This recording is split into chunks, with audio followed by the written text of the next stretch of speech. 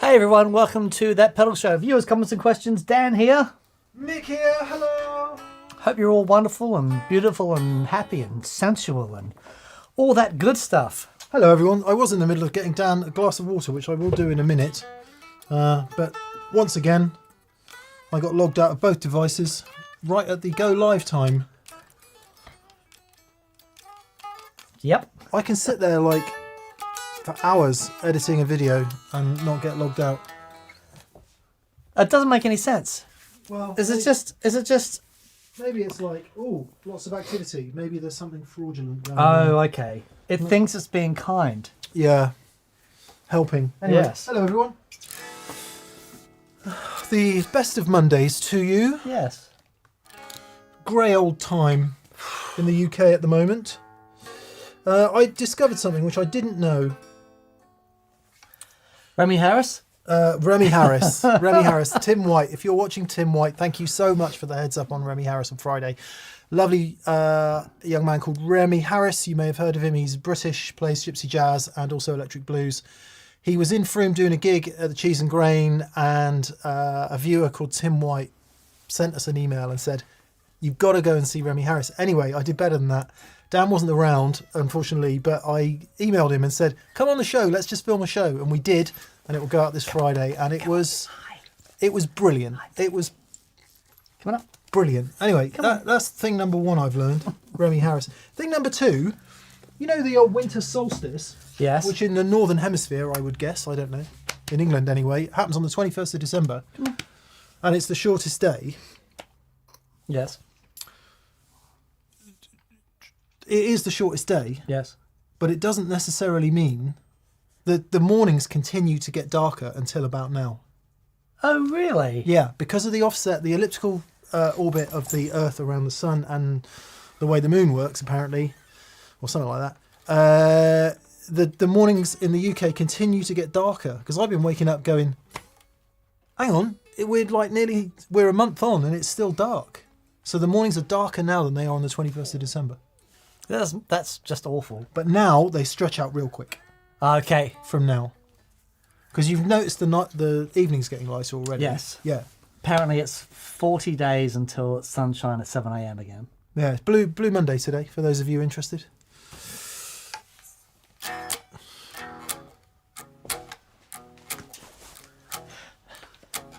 I was thinking more along the lines of Blue Monday. Very good. Yeah, anyway, Yes, the saddest of all days. in D minor. Anyway, who have we got on tonight then? Harrison Henley.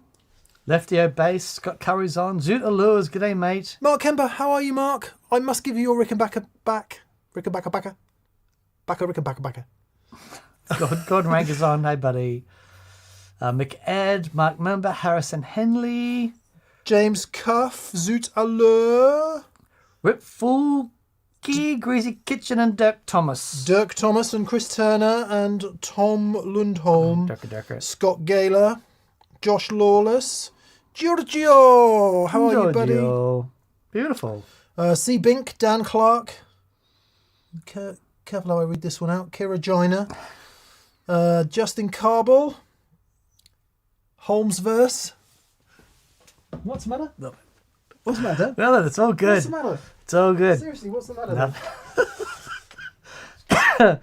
No. Crave Dove Bloke. RBORRO.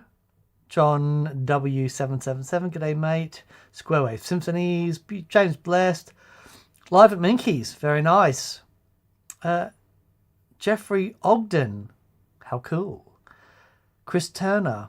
Matt Voyage of Sound. Morning from Memphis. Never been to Memphis. I'd love to go. And EP Mornsesh says good morning from Tucson, Arizona. That's how they speak in Tucson, Arizona. Is it Phoenix, Arizona or Tucson, Arizona? Any place is alright just as long as I can't forget I'd ever known her. Phoenix, maybe. Anyway, right. thanks for being here, everyone. We'll get on Yes. with the super chats. We have quite a lot this week. Thank you very much for your kindness and your lovely questions. We hope you enjoyed the baritone show on Friday. Do you know one of the things I enjoyed most about the baritone show? Rocking out. That was good. Yes, that was very fun. Showcasing some small English builders. Yeah, wasn't that cool? Yeah. It's brilliant. Yeah. Two in particular we had. We had the amazing...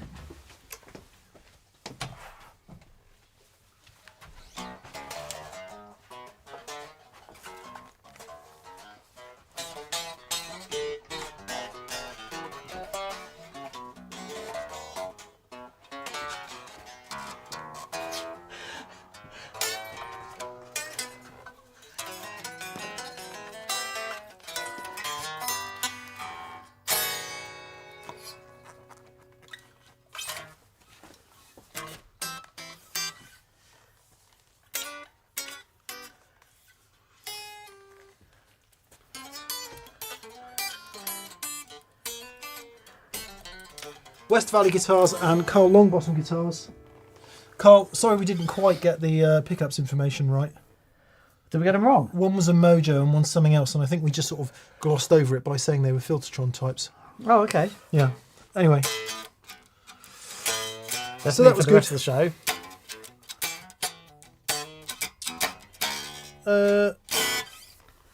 Good evening, chap, says Gareth Johnson. How are you, buddy? He says, good news. Good news. The studio now has a 74 Super Lead. Oh, my word. Oh, you bought it. Well done, man. mate. Well done. Well done. Gareth sent me text, WhatsApp of a picture of a nice 74 Super Lead in pretty decent condition. Good. Right. Beautiful. Let us get on with the super chats then. We've got quite a lot tonight, people. Again, thank you. First thing tonight. Oh, don't fail me now. Don't fail me now. Mac, don't fail me now. Please,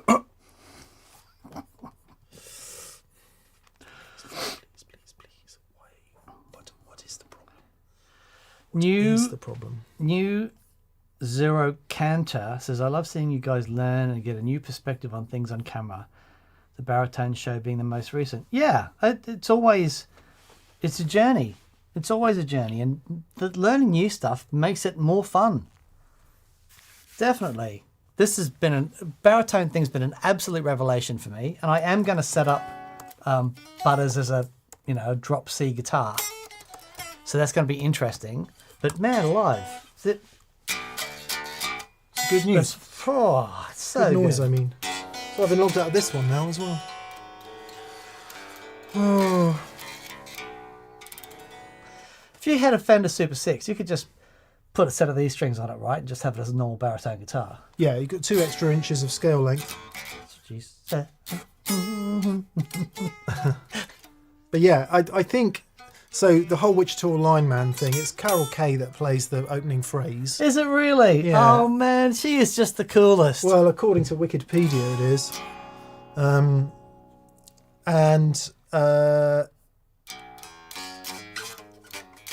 And apparently it was fairly common to do that to a Fender Bass 6, not to have it all the way down to E. And there's a lot of cool things about a Fender Bass 6 in terms of the old ooh and the Yeah, right. And they look fantastic. They've got the stupid offset switching Shenanigans. daftness that you Yeah. can take out, but yeah, let's get one. Greetings, says Plexico. Sorry to miss you at NAMM. Yeah, no NAMM for us this year. Sorry, dude. I know. I know. The mix come to terms with that a long time ago. But I kind of feel like it kind of brings something else a little bit. It's a very different thing for me, and I really, really dig it. If I gave you a typewriter, you'd literally just do that for 2 hours. Yeah, Just punching keys, Yeah. any keys. yeah. What is it? Give 1,000 monkeys 1,000 typewriters, and Yeah, actually you get the White Album. War and Peace. Isn't it? I am 1,000 monkeys. There you go. Oh, that's what I should have called my EP. That's what your EP should have 1,000 been called. monkeys. Oh boy. 1,000 monkeys and counting. There we go. Sorry to miss you as well, Duncan. Johnny T says, love the baritone show. How does pitch shift compare? This came up quite a lot in the comments actually over the weekend. Yeah. And do you have any thoughts on that, Daniel? Yeah. It is incomparable. We will, in the next time we film here, I'm going to include a pitch shifter and just do a snippet so that you can hear the difference. It is completely incomparable. Yeah, I agree. I was tried to be a bit more considered about it in the comments by saying that you can get away with it and it would sound the correct pitch, but you get all the glitching, you get all the pitch shiftery nature of it. The harmonics don't present in the same way, and also the nature of the digital pitch shifting means that actually it's not very good at reproducing them anyway.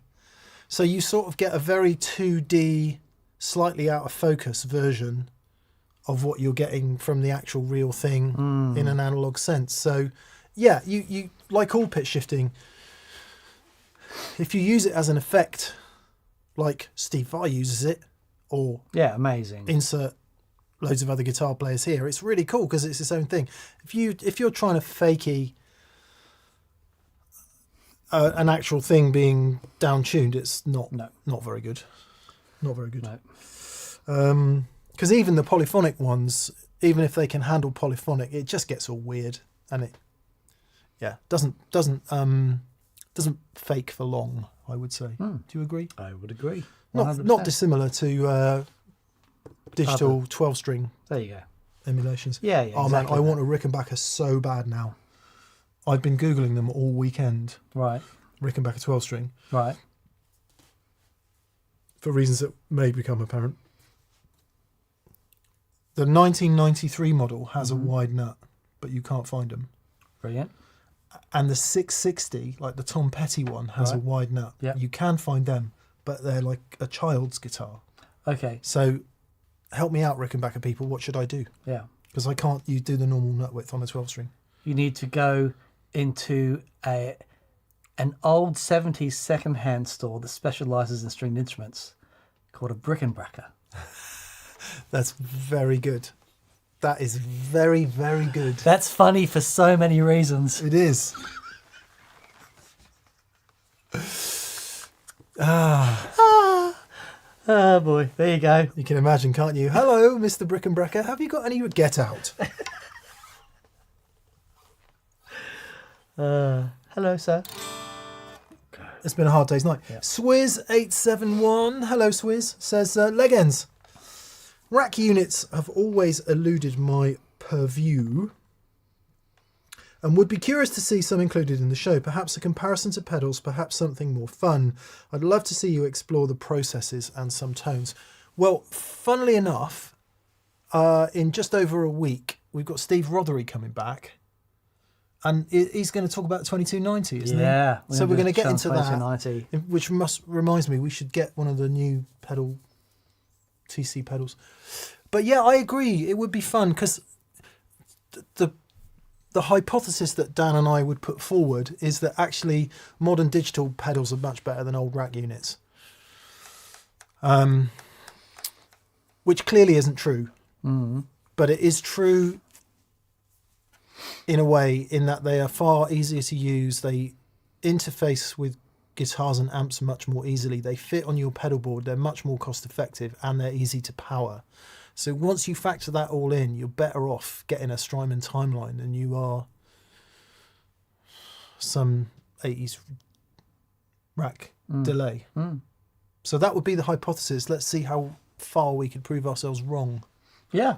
Dig it. Yeah? Dig it. All right. I think this might be one of those Irish names. Izoen Floel. Okay. Dave. Dave. Says, Izoen. Is that Ewan?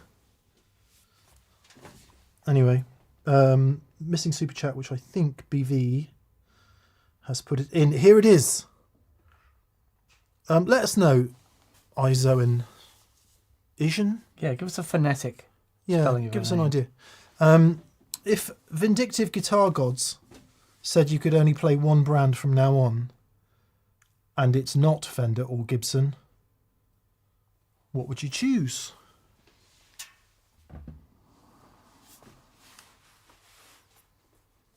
Oh boy. And we'll also exclude Gretsch.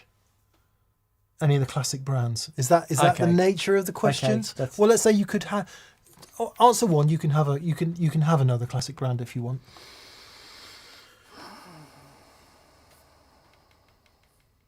That's really, really hard.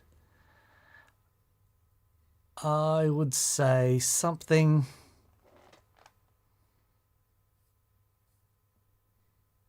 Okay, I'm going to go out on a limb.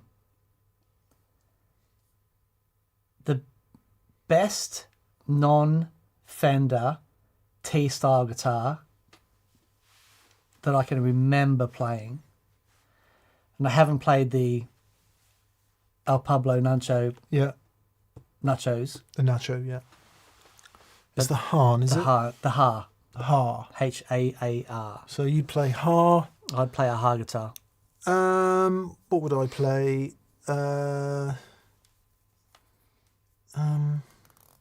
Not allowed Fender or Gibson, and so answer. You can play Gibson or Fender alikes. I'd go with Schwartz Custom from Germany, Nice. who do like I see your Schwartz is bigger than mine. really lovely Gibson alikes. But if we're saying it's neither Gibson nor Fender and it's something else, you need to play something else, i.e. a different type of guitar, probably Gretsch. Yeah. If you could find like a beautiful Gretsch Duo Jet, Yeah, Duo Jet with the single coil pickups, Yeah. Dynasonics. Yeah. The challenging thing I find with Gretsch's is that you play a vintage Gretsch. Let's say you get 10 of them, 5 of them will be absolute turd, Yeah. and 3 of them will be okay. 2 of them will be 2 of the best instruments you have ever played in your life. Yeah. You know, and it's like Gretsch for me has the widest range of Right. variants in vintage instruments. They just, you know, for whatever reason, some of them haven't aged well, but you find a good one. Oh my goodness! Like that old Gretsch of Neil Finn's, Yeah. which is the magic guitar, which he records most things on, and he had it with him on tour. And we played it. It was just one of those crazy magic guitars. Yeah. Yeah. Just happens. Bartleby BB says BC Rich. Yeah. BC Rich Mockingbird. There we go. I'm down for that. I'd have a bitch, personally. Eric Turl says, Sir. Giorgio says, I thought you would say Collings, Mick. Actually, yeah, Collings is a good shout. I do love Collings guitars. Yamaha says Brent Groh. Jakobaka says Duesenberg. Yeah, there's a lot of really great guitars out there, aren't there? Let's be honest. Yeah. Novo Paul says Paul Matulovich, Matulovich. Novo. Novo was the first thing that actually sprung into my mind. That's a great shout, actually. I reckon if I had all of the non-Gibson Fender guitars all lined up and Novo was in there, I'd probably end up with a Novo. Yeah, probably. That guitar that Zach from Mythos bought in, still haunts me. Yeah, It's just a magical sounding thing. it was a wonderful thing. Nick Huber, another great, Yeah. of course, amazing. So many good guitars out there. I am labouring under the vintage guitar haunting, unfortunately. So I can only think about old guitars. I know. Groovy. Custom mercy. Apologies, I've lost my place because it logged me out. Josh Lawler says the again. Novo feels like cheating. Those are crazy good guitars. I agree 100%. They do feel like they've unlocked some sort of cheat code. They're very, very good. Hazruido Madrid says, love the show on Friday. Thank you. It might be Hazruido. Anyway. Says, I love the show on Friday and I've already switched an unloved Strat to C to C. A fair bet that most viewers have spare guitars, so how about going the other way? Now, show on Nashville tuning. Okay. Be interested if we could get a whole show out of it. Yeah. For those of you who don't know, Nashville tuning, top strings of a 12-string set, basically. So, Which is the top 4. Is that right? The top 4 done? yeah, Yeah. something like that. And then often used as a layering tool Yeah. in recording. Really is a lovely, lovely, lovely sound. So yeah, maybe, or maybe we could do like a greatest hits of super famous alternative tunings. That might be interesting. That would be fun. Yeah, and make it a bit more. You know a pacey. lot more about that stuff, because I don't have any alternative tune apart from drop D. I really don't have any repertoire of alternative tunings, but we'll sort it out because I love the Nashville thing. My interpretive solo dance show, Yep. interpretive dance, I used BG for that. Good. Yeah, 8-string. Yeah, I like it. Yeah, no, I'm there for that. Yeah, I'm there for that. and it's predominantly guttural chant as well. So Yeah. the tuning doesn't matter. No. Oh man, when Yanis and oh god, what's going on with my brain? Jam. I'm just gonna give up. Yanis, jam pedals. Yeah, and Ilias. Ilias, sorry. God. Silias, as I call him. He's a silly Billy. Sorry, we love Ilias. him. Sorry, We love Ilias. him so much. Came over. They'd been to a guttural chant performance, Of course. which is basically exactly what it sounds like. Can you harmonise this? What was it? Interpretive spoken word and guttural chant or something? And it's literally people going like exactly that. And it's a thing. It's a thing. If you've been to one of those shows or you're a proponent of it, please school us, because I watched the video and I was like, this surely not is a thing. Yep. Oh, could be big on the tangents tonight. Thomas Eichinger. Hey Thomas, how are you? He says, hey D&M, it's blasphemy. But if you had to go ampless, what would you turn to? Iridium, Simplifier, Tone King Imperial Pedal, 2 Notes Capture X. Cheers. A, acoustic guitar. B, I would go for the small single tone X, Because it doesn't matter. because it sounds as good as any of them, Yeah. and it's 10p. Yeah. I would investigate what some people are starting to get into now, which is the sort of first and second generation digital modeling guys, good players, have gone, actually, that really does suck. It's not musical. It's hard. We've got to use it because we can't afford to tour real amps. The artist requires it. I'll just say this. No good record is made using that stuff, right? They still mic amps. If you look at any great record from any great studio, that's still how they do it. But live, practicality is ruling in so many places now. Now, I would investigate a tube pre, so something like the Imperial, for example, which has got some direct options on it. But in addition, there are a few people looking at micro tube power stages. So Jim Hageman, for example, has this push-pull power stage in a pedal that puts out like 0.35 watts or something. And so you get the harmonics, you get the analog, you get all of that, and then you can just stick it into your cabinet emulator of choice. Yeah. Which is where the trouble starts. Yeah. But at least you can keep it. I genuinely think, right, and you know how we feel about this stuff. I genuinely think the further you can push the digital schmuck away from your guitar, the better. Agreed. So with If your the own guitar alignment. itself is digital, Yes. it has a use, Yep. not one that I want to get into. Yeah. If you go from guitar into some digital modeling box, that's the next worse. And literally The further down the chain. further down the chain you Yeah, put yeah. it. So if your only digital schmuck ends up being speaker simulation, because you're going direct to front of house, right? So all the oomph is coming from there and you can have it back through your monitors. I think that's going to give you the best chance Yeah. of a great sound. Yep. And actually, I'm interested in pursuing that. I'm interested in trying it. Okay. Because I think you can keep all your analog effects. You can keep everything good. You can keep it with good integrity. And actually, once you get to front of house, there's a strong argument to say that's a great option to have your speaker simulation. Incidentally, talking about front of house, I finished watching the 6-part documentary Taylor Swift's Eras tour. It's a 6-part.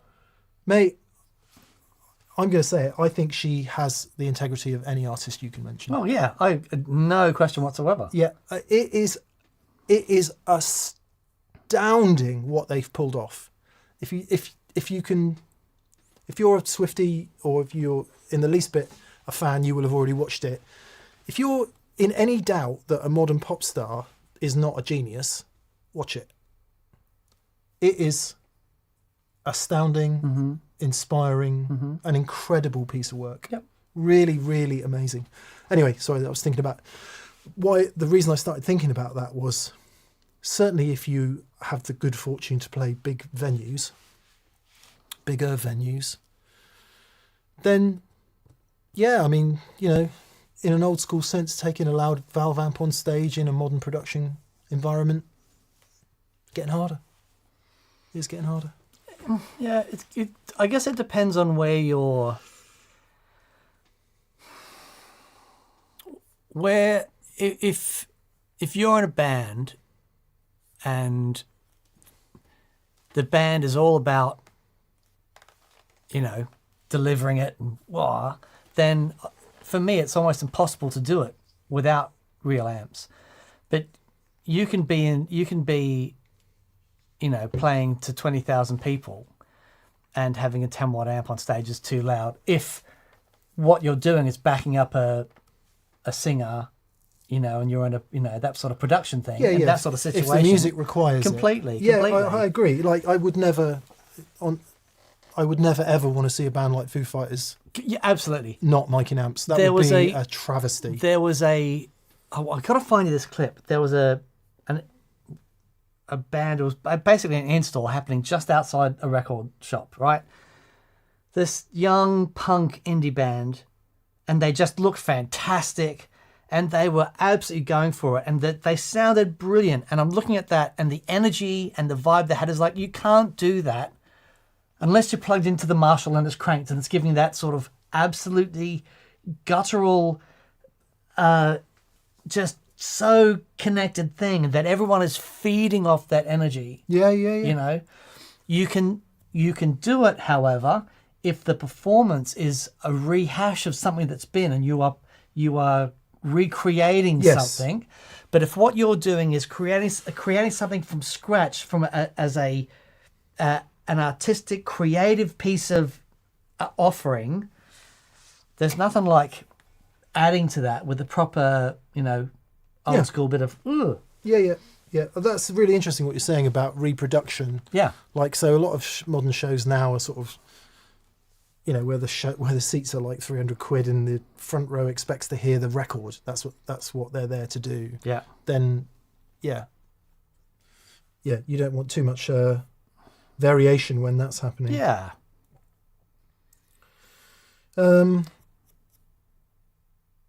Yes. Sorry, I was just checking to see. Good. So this is interesting. Mr. AC Angus Young DC says, mixing full digital is where I promise no one can point out the difference. Whilst the record is out and mastered, I think it's superior. There are so many decisions that the engineer just steers. It's great. The only thing that I would say is the process is different. So because of mixing fully digital and stuff, you can have 128 takes and comp together all your favorite bits. But back in the day when the performances had to be good, because you couldn't sit there doing take after take after take after take without wearing the tape down. You were expected to know what you were doing. And there is no substitute for getting a great band in the studio, mic'd up, get the tape going, hit record, and then pick the best of 3 or 4 performances. All of my, I shouldn't say all, but so many of my favorite albums are recorded like that. And so it's not, and yes, you could do that digitally, absolutely. But I think there's something about the era of recording analog where there was a different expectation of what was happening with the artist in the studio. Yeah. It has its own aesthetic, sonically, and the effect on the music. Because maybe one of the things you're talking about, Mr. AC Angus Young DC, in a lot of modern recording as well, like once you get to mastering, everything's just pushed to the rails the whole time. There's no bloody dynamic range in anything. So, a lot of modern music to me just sounds bad. Yeah. Because it has no dynamic range, and it's just full from start to finish. Whereas an old track comes on, and if it hasn't been remastered or whatever, or you stick an old LP on, you turn it up, and the dynamic range from the quiet bit to the loud bit is massive, to the point where you can't really hear the quiet bit. So you couldn't listen to it in the car or on a train or anything. But actually, I think that's where there's space in the music. I think that's where you palpably can absolutely identify analog mic'd guitar amps over digital simulations. Yeah. The thing that hits me is not always immediate. It's like I get in 4 tracks in and I'm like, I am tired. I am tired of listening to this. Man, that's so interesting. And I don't want to carry on listening, and pretty much, yeah. There's an amazing, I used to be in touch with her, and I have to reach out to her. Her name's Ariel, and she's good friends with Eric Johnson, and amazing singer, guitar player, like really talented girl. She has rebuilt this 70s recording studio, right? Everything, the desk, the tape machine. She has basically pulled the whole thing apart, sort of fixed it itself. She's really, really clever. And she's releasing some recordings. It's just so cool. Yeah. I mean, there's a history, an exercise in history. I bought myself a patch bay for Christmas. So as I was joking to people, I am now Bob Clearmountain. No, I bought a patch bay for Christmas, and it sits in the summing mixer. So each of the summing mixer's 16 channels has now got 16 in and out, so I can patch in outboard. I've been doing a bit of it today. It's really great. But of course, if you then have to come back to a mix, or if you have to come back to a project, it's a nightmare because everything is so manual. If you're working commercially in recording, then it made no sense at all. But as an enthusiast, to carry on from what you're saying, as an enthusiast, it's just a lovely way to do it. I was patching in the CXM to do something, and something else, and a couple of 500 series modules to get a bit of love going. Anyway, we're now talking about recording, which is not the same as mixing. No, that's right. But and the other thing I would say is I still think... exactly as you've said, Mr. AC Angus Young DC. Yeah. Yeah, and there's the tenets of mixing remain the same. Like you watch Bob Clearmountain mix, and he gets a mix up in like less than 10 minutes. Yeah. So if it takes him more than that, there's something wrong. And that's whether it's digital or analog, that remains the same. But there's a thing... Like, so Mick and I, we'd have our plugins that we love, we thought they really helped. And then when we first met Gareth down at Metropolis Studios, and all the plugins that we had, Gareth had the real things, and he showed us the real things, and it was like, oh my goodness. And now we have the real things, and it's the same thing. And you look at... And then comes the hard part. Then comes learning how to use the damn stuff, and you do like 10 things and you're like, oh man, I still don't get this. Still going, choose the preset on the plugin still sounds better because it's dialed in. For you that know, thing. they Yeah, know yeah, how to yeah. do it, Yeah. right? So then comes the learning. But anyway, But then you see, that, you know, there is a reason that those guys still use really great outboard gear. But it's all good. It's you making music. It's all good. yeah, it is all good. And I think those tracks that we did a couple of weeks ago prove that it is all good, because actually we have zoomed in to the microcosmic navel gazing analysis that is the nature of what we do, right? If you widen the brackets and actually look out from the outside, just finishing the track is what you need to do, and nothing else really matters. It doesn't really matter. It doesn't matter in any sort of wider sense, but the nature is to navel gaze, isn't it? Yeah. But to answer your question, Thomas, I would personally try and push the digital schmuck as far down the line as possible and keep it as analog, Out the door. as close as possible as you can to your guitar. Yeah. Personally, just personally. Right. Drive delay reverb says, journeys of discovery. I've had and sold 3 2-rocks in the last 3 years. Gorgeous amps, but I've learned I prefer the music other amps inspire me to play. Have you been faced with incredible gear only to accept that it's not for you? Yeah, absolutely. 100%. I think it also changes with where you are in your life. Yeah. Yeah, that's Because right. it might be that, you know, you had your 100-watt Marshall stage, but now you just can't face it, or it doesn't really work because for whatever reason, and that's fine. But what would be great is if those 3 2-rocks have nailed that on for you, and now you really do know what you do Yeah, like, because you've got to go there to come back. exactly. That's exactly right. And having that knowledge, actually having that knowledge rather than reading it somewhere on a forum, is invaluable. It's that's exactly right. Because you can, what was it? There's a really great quote from, what's his name? Butchvig, No, the guy the audio book they listen to all the time. What's his name? Eckhart Tolle. Eckhart Tolle. And he says, there was a jump. he said, you can learn about honey and you can describe honey and you can read all about honey, but until you actually taste it, you've got no idea what honey is. Yeah. And it's the same thing when you can learn all about these amps and experience, and watch every video that we've ever done and get the absolute most amount of knowledge possible. But until you actually plug this stuff in and experience it for yourself and experience the way that you personally interact with these things, you don't know. You just don't. And because it's such a personal journey, we're not talking about, 1 + 1 = 2. We're talking about creative elements that will inspire some people in different ways than others and will connect with people in different ways than others. The only way to know is to experience it yourself. I mean, when I first got into my first 2-rock was a Jet, and it was I thought it was an amazing sound, but some things I really struggled with, and I resisted going for a Vox for the longest time because I liked the Beatles, but I wasn't writing home about their guitar sound. And then I plugged one in and turned it up at Paul Stacey's studio. It was an old AC-15, and I was like, it was just blew my mind. And then that started me down the whole Vox journey.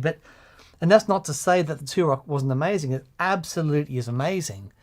But I hear Mick play a 2-rock and I think it is the best amp in the world. And every time we have an experience day, every time Mick turns up with that amp, I'm like, I'm not following that, which is why I always go first. But in my hands, it's not that. In my hands, it's not. And I get something more out of the Matchless or the Vox.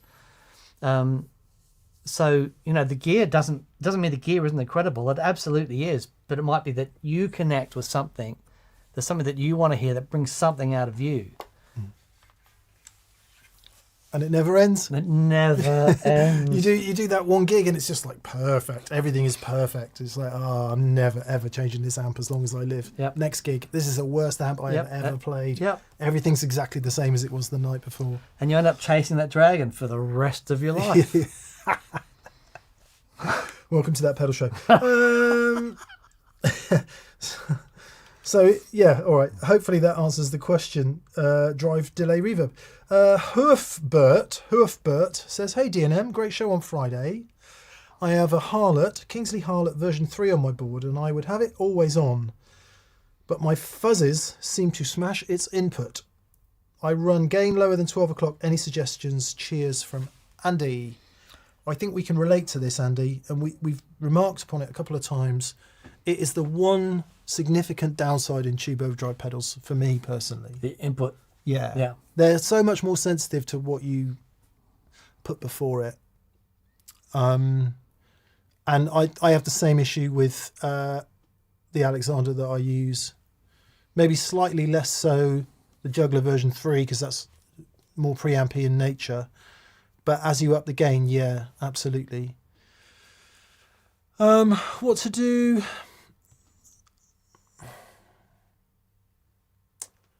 Yeah, I don't really know. I personally, what I do is I have the fuzz set so that I just like it without everything else on. Yeah. And then the pedal after it goes off. Yeah. Unless it's a clon, in which case it can stay on. Yeah. So what you're doing with the fuzz... Okay, think about the fuzz like this. The reason that the fuzz sounds so good is those square edges, right? And it gives you that rasp and that attack and that, that's that thing of the fuzz. But as soon as you put a limiting stage after that, you're rounding off those square edges. A traditional silicon diode overdrive pedal...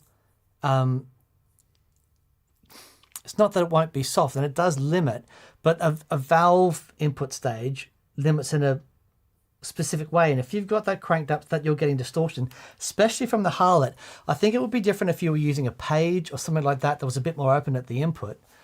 But I think as soon as you start rounding off those edges, you're going to get a different thing. Personally, and I discovered this with my Dark Side of the Moon from DevTech Audio, is that, I've got the Harlot on my board and it's just, I love it. It's fantastic. And I would put my fuzz into the Harlot and it would be great. But then I just remember at the last Danalogs gig, I just thought, let me just try this. And I just went fuzz right into the input of the amplifier. And it was like, there it is. Yeah. Yes, and I agree. So apart from if I was doing something like a clon boost, if I had a fuzz that was a little bit scoopy and I wanted to put some mids back in, but I was using a boost that was like clean and really open at the input, then I think that works brilliantly. Yeah. But I don't want to soften those fuzzy edges. No. Yeah.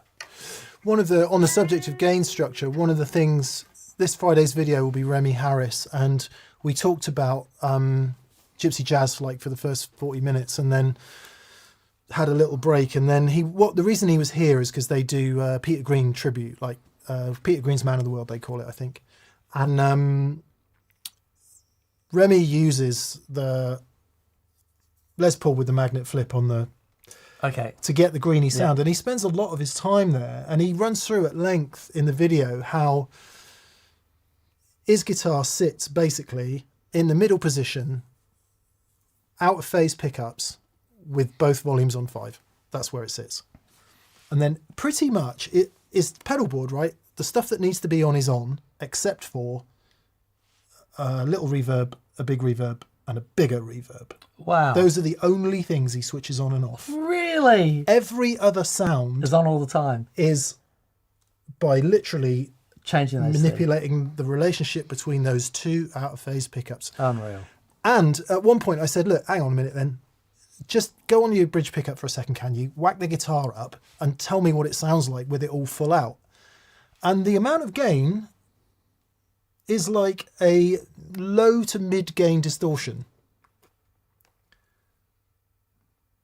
And yet he's getting all these fantastic sounds out of just the guitar. As I know, those of you who do this, you know, and it's how they used to do it back in the day. But not much gain is my point. And the older I get, the more I think, actually, do you know what? It is a half-decent guitar and a sound that can be distorted when the guitar's up full. Yeah. Whether you achieve that through pedals or the amp distortion, doesn't really matter. And then everything else is the volume down. And I'm going to go with it. I'm going to change my crazy ways, Dan. I like it. And I'm going to go with it for a minute and see if I can actually do it. I like it. I mean, Dan, and don't get us wrong, Dan and I do use our guitar controls all the time and use that to go from clean to overdrive. But I'm going to take it from there and I'm going to move it there. I'm going to turn the gain down. Oh, nice. And I'm going to see if I can do it. Okay. It just sounds better. Yeah. I think it sounds better. Yep. Anyway. That's cool. More old fart observations coming next week. Ted Callum 949 says, Dan, would you run your fuzz into the 12AX7 side or EF86 side of your matchless? I only use the EF86 side of the matchless, and I should use the 12AX7 side as well because it's really great, but I pair the matchless with either Princeton or the Lazy J, and there's just something magical about the EF86 side of the mattress. But I will say, the DC30, the HC30 as I've got, even though I don't use the 12AX7 side, I would still have that amp over a Lightning, which is just the EF86 side, because I always want the option of being able to go that 12AX7 side because it's a really cool sound. Yeah. But generally, I use the EF86 side, and the gain is just like 9 o'clock. Yeah. You know, it's never up more than 9:30, and because then it's on, it's basically as loud as it's going to get, and I just use the master volume to get the level correct. But with the EF86 side, sort of down around that range, it is really open and beautiful, and fuzzers sound spectacular into it. They really do. It is a true beast, that matchless. I love the sound of it kind of there. Yeah. It just sounds, 2 o'clock obviously, it sounds bonkers good like that. A lovely thing. Simon V. How Hey, are you, buddy? Simon. How are you, Simon? Simon V. RDJ says, hey, D&M, serious question. We're not going to spend ages on this, Simon, all right? If the US additional tariffs add tariffs to the UK from next month, will it affect TPS or the guitar industry as a whole? Yes. Massively. Yeah. We had a meeting today to discuss what happens if that. The reason being, those of you know, TPS makes the biggest proportion of its income selling merch to the United States. Thank you very much, US buyers. Obviously, everyone else in the world, UK, extremely important. Everyone else who buys merch, without any of you, we collapse. Without the US, we collapse quickly. So, yeah, it's brown trousers if you choose to see it like that, or we can figure out other ways to change our business. And that is what, here we are in the microcosm of a tiny YouTube channel done basically for fun that doesn't really make much profit. Now you amplify that out to serious businesses who sell stuff into important markets, and then beyond what he's doing to really big businesses, and it is seismic. It is really significant. So lots of businesses will be having lots of conversations about shifting their focus to markets that they can sell to. So yes, it's potentially, and it's always important to say, isn't it? It's potentially really bad news, but quite often with lots of these things, they get worked out. Yeah. We roll with the punches. It would be most catastrophic for the USA, to be frank. So yeah, let's just not do that.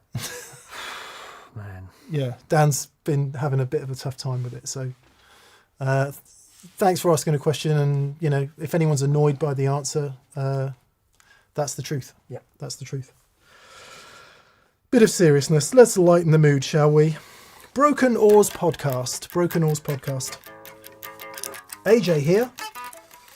I saw Tommy Emmanuel this weekend. Oh my goodness. I could gush about technique, but oh my God. Yeah. He's an artist He whose is. personality and the music he makes completely align. Intense emotional journey and a spiritual experience. Yep. I've been a fan of Tommy since I was a kid, and I met him. I've only met him once. Beautiful guy, insane talent. There's a famous band in Australia and New Zealand band called Dragon. Brothers are from New Zealand that Tommy played guitar in for a while as well. And, you know, he's done quite a lot of electric work. And his brother Phil, who I'd seen a number of times, an amazing rock guitar player, who's sadly no longer with us. But both, they were, you know, when they were young boys, there's pictures of them like when they're 5 and 6 with their guitars. And they just always played. And yeah, just in awe of them. And Tommy, man alive, just a beautiful soul, and lives and breathes music and guitar. And it's just still to see him out there still doing it, still his technical proficiency is as good as it's ever been. I mean, it's just amazing. Yeah, I think the world of him. Just what an ambassador for music and for the instrument. You know, I had the great privilege of making a video with him when I was on Guitarist magazine, and he came into our London office, and we just sat and talked for ages and ages and ages. And he played a couple pieces, and I interviewed him, you know, and just to echo what Dan says, just being sat that close to him and just. It's truly, truly inspirational. Yeah. Truly inspirational. I'm so pleased because, I mean, that was well over 10 years ago now. So to hear that vitality and passion is still there is wonderful, isn't it? incredible. Happy It's days. just Big lovely. shout out to Tommy Emmanuel and his If he ever incredible... plays in Frome, we'll get him on. yeah. Carl Longbottom. Hey, Carl, how are buddy. you? Mate, I'm sorry I missed your call. He said, gents, many thanks for having the Alpine B110 on last week's show. So is it over here though? Down there. Well, I just had. And also a massive thanks to Tom Brown for delivering it to me. Tom, a sincere apology for me for not mentioning you in the show. I think I was doing 18 things at once. Tom came to an experience day and he delivered the Alpine B10 for us. So thank you, Tom, to echo Carl's thoughts. It's a great guitar, Carl.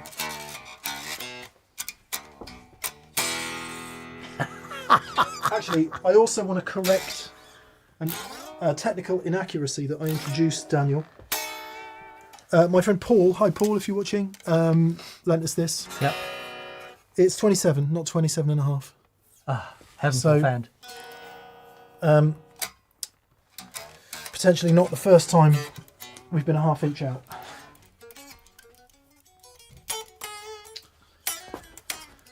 Why is it? Okay, you tell me. I'm not the grooviest player in the world, but there's something about the thick strings and the tension that's in them that I think it makes you think of bass lines. I think it's as simple as that. there it is. That's exactly it. Yeah. Because you got this.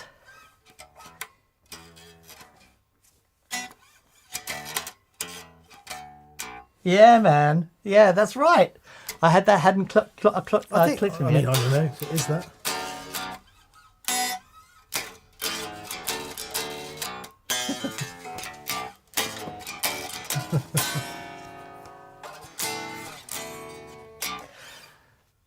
Carl, it's a really beautiful guitar, mate. Really beautiful. Well done. You know what I love about these, the not done on finishes before, but the new ultra cool way of finishing guitar, where you got this really lovely finish, but you can still see the grain of the wood underneath the finish. I love That's just that. super thin nitro. Yeah, yeah. Yeah, Collings always used to be a bit Collings. like that. I first saw that Yeah. on a Collings guitar at the show. I was like, oh my goodness. Yeah. Yeah, amazing. Michael Giliberto. Hey, Michael. Hey, Hope you're doing Michael. well, buddy. He says, hi, all. I think it might be time for a fuzz show. Maybe some newish ones.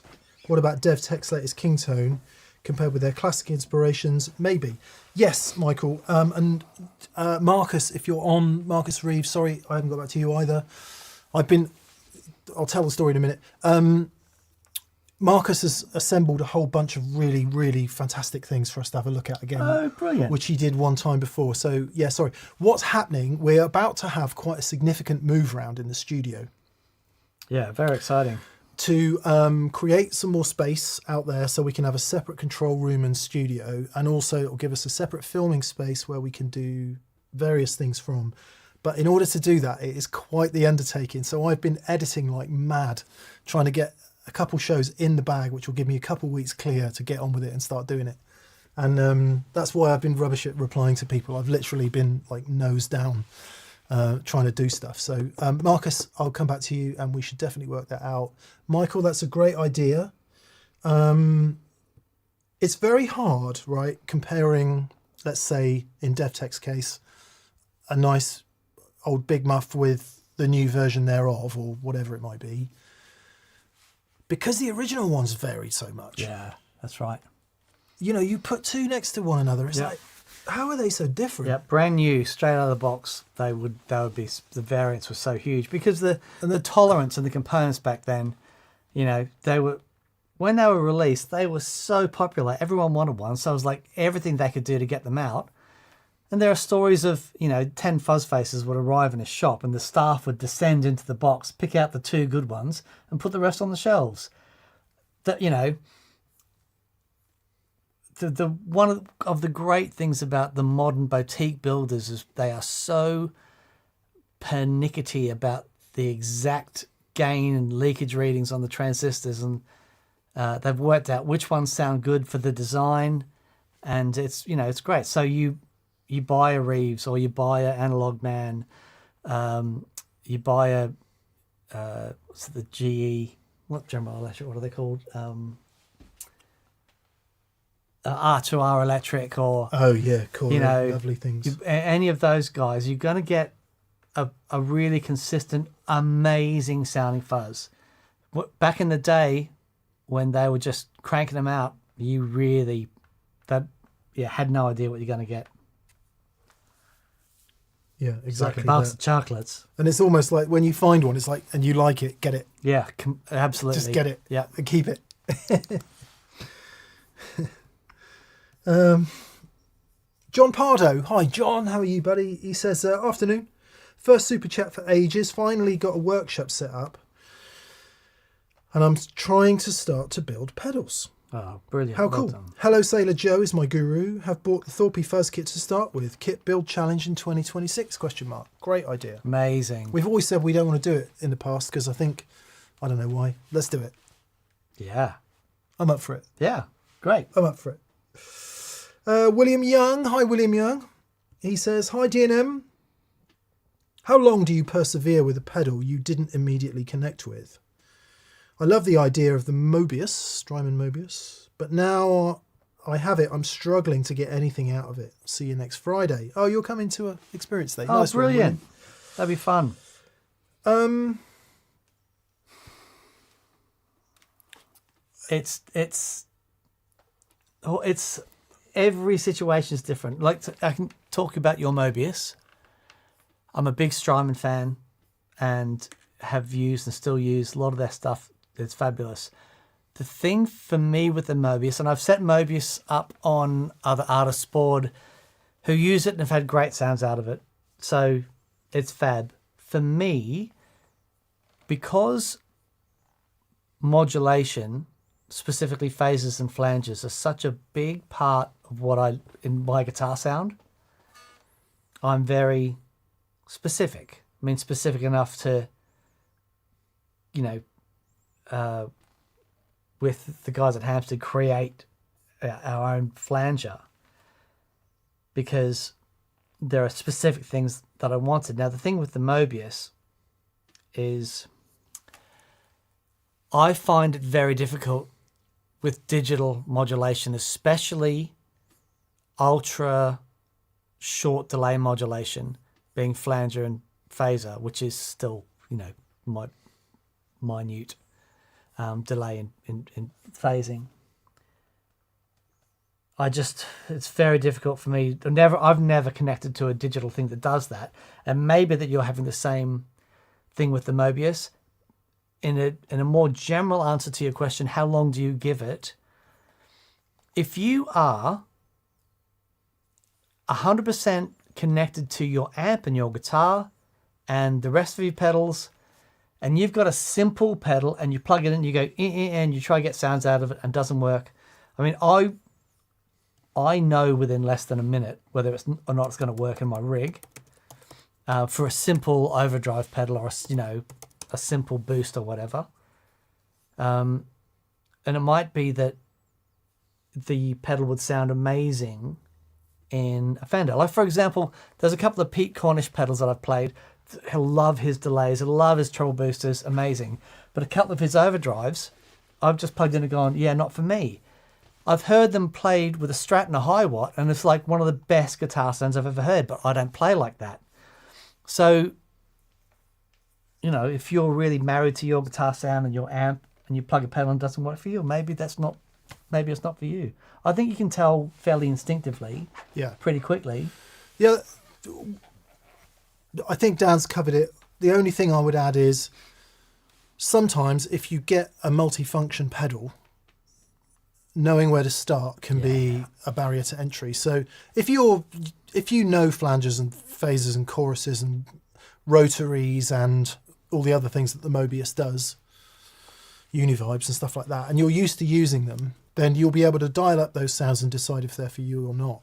If you're newer to modulation and you don't have a lot of experience of using those things, it can be just overwhelming to go, does this sound like a univibe? I don't really know. Yeah, right. And I'm not really sure where I should be using it. So one thing you could try before you get rid of it is, and I'm making an assumption here, so my apologies if you are experienced with using this stuff. If you're not, right, like for example, if you've never used the univibe, what I would do is figure out a classic song that has a univibe in it, like Machine Gun by Hendrix or something else, and go for a bit of that, like what's the Van Halen stuff with a flanger on it? Oh yeah, Unchained and yeah. So at least you'll have something to kind of go for. Whereas if you're playing all the stuff you already play and it doesn't have those effects on and you're trying to incorporate them, that can be hard work because you're like, this is unfamiliar. So I would say spend some time, if there's a famous phaser on something, like, I don't know, something Ernie Isley or something Gilmore-y that's got a famous phaser on it, dial it up and have a go, and just pick some bits out. You don't need to be able to play the thing, fully. But I'm always amazed, like when Dan... like when you were doing the bits I Have a Cigar. Right. And is that a phaser? Yeah. Real slow phaser. Yeah. Yeah. And you put it on with a short slap and the phaser and it's like, oh my God. And you just play a couple of chords and it's that. And that might help you fall in love with the Mobius a bit more. That's a great shout. Yeah. If you're new to modulation, do some research and find some songs, might be The Police or, U2 or, Pink Floyd or whatever, and then have a listen to those parts and have a go at playing them and see, and just the familiarity of those parts, you might suddenly go, oh, this is cool, and then you might start joining the dots about where you can put it in your own music. This is interesting. Rob, Eagle Ray Rob says, multifunction pedals have helped me learn what sounds I connect with, and then I look for the analog version of the sound if it exists and ditch the multifunction pedal. Yeah. Excellent. But that's the same thing. It's like if I remember when I had the Roland GP8 and, you'd go through the overdrive and the distortion and there's and they were noisy and awful, but there was, there were things in there. And that's actually the first time I ever played a compressor. Right. And it was so noisy and so awful, but there was oh, this is great. And then I disappeared down a compression rabbit hole. But it is a great way, those multifunction things, to just audition a bunch of sounds that you might not have tried before. It's a great way to do it. Raf Freitas. Raf, how are you, buddy? He says, hi D&M, new guitar day, got my first telly. And it is well a done, used Chrissy Hind signature. Oh, nice. Mods for 65 spec include tuners, nut, and maybe a second string tree. Don't do the second string tree. Don't need it. It's not required. Tellies don't need a second string tree. No, they don't. Okay, don't do it. Just wind enough down on the D and G strings. Just make sure you've got enough string to wind down tuning pegs. You don't need the second one. That. Matt talks about that when we refret, when he refretted my 61 Strat, it just as many winds as you can. So as it goes over the nut, exactly what he just said, you get more break angle. But most importantly, says Raf, what colour pickguard? What colour's the guitar? Is it black? No. It's like a sonic blue metallic, I think. Oh God, I have to Google it. I'd be going white for that.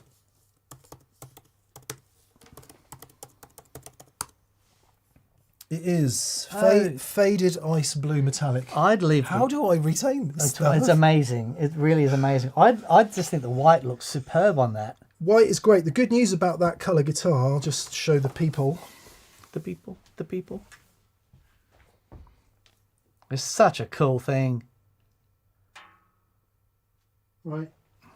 So the good news about that colour is you can have white, you can have black, you could have gold anodized, or what it looks like it comes with is silver. Ooh. So you could have either. And the good news about the gold anodized is it won't affect the bridge pickup, which it would do in a Strat. But it will affect the neck pickup. Who cares about the neck pickup?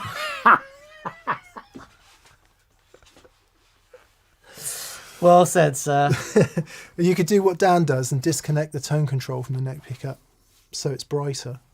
Yeah, man, you could do whatever you like. That's very cool. Yeah. Black, I think, not. I don't want to see a black pickguard on a guitar that doesn't have a maple board. Yeah, I agree wholeheartedly, sir.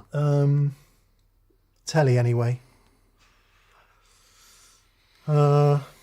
Yeah, I think white would be great, wouldn't it? And you can have a 3-ply one because it's got rosewood fingerboard. Coming from the vintage Fender plastics police. God, man, it's we've done this before, but we'll do it anyway. See if we make sure we don't get a copyright strike.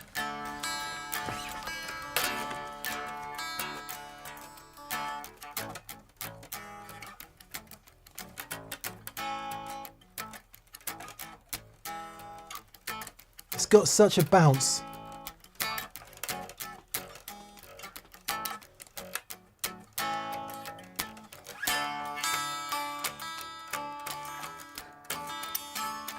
Oh, that's right.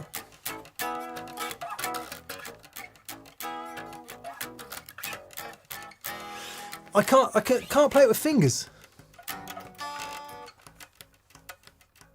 It's got to be. Yeah. That We do it in one of the bands I play in. what was the Last of the Independents, and it's a bunch of. Such an amazing groove. Yeah, so cool. James Honeymoon Scott was such a incredible guitar player. But then you hear the stuff that Robbie did. Unreal. Yeah. Unreal. Yeah. I must admit, I was a little bit